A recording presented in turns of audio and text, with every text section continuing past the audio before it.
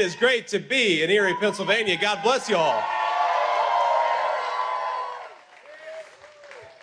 Now, here's what we're going to do. First of all, I want to offer a few notes of gratitude, and then I'm going to talk a little bit about why we believe in American trucking and American industry in this country, and why President Trump and I are going to fight for the truckers.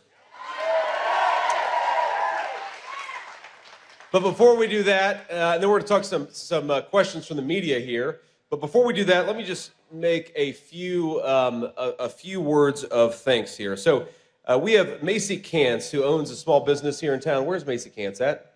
Can you wave to us? Macy, thank you so much for being here, and thanks for all your support. Let's give it up for Macy.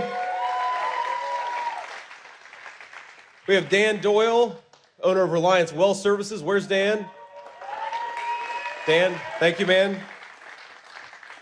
We have Slippery Rock Mayor, Marine, and most importantly, fellow JD Luongo.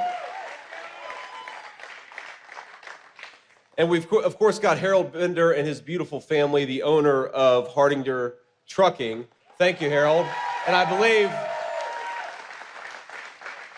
Harold, you go by H, is that correct? All right, I'll make sure to call you H.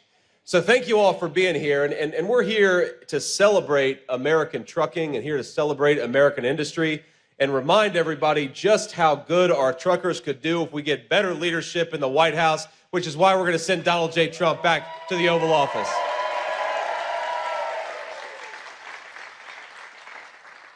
Now, we're here, of course, in the great state of Pennsylvania, where, I don't know if you knew this, I just learned, 1 in 15 jobs in the state of Pennsylvania relies on the trucking industry. That's amazing. And yet we have a Vice President, Kamala Harris, who wants to be president, who thinks that our truckers, we ought to put them out of business, and that our truckers should all learn computer code. That's what Kamala Harris believes about the trucking industry. Because if we've learned anything about the last 3.5 years, I think it's that we have not enough truckers and way too many computer coders. Let's support the trucking industry in this country, Kamala, not put it out of business. And if anybody needs to get a new job and learn to code, it's Kamala Harris. Ain't that right? Let's throw out an office.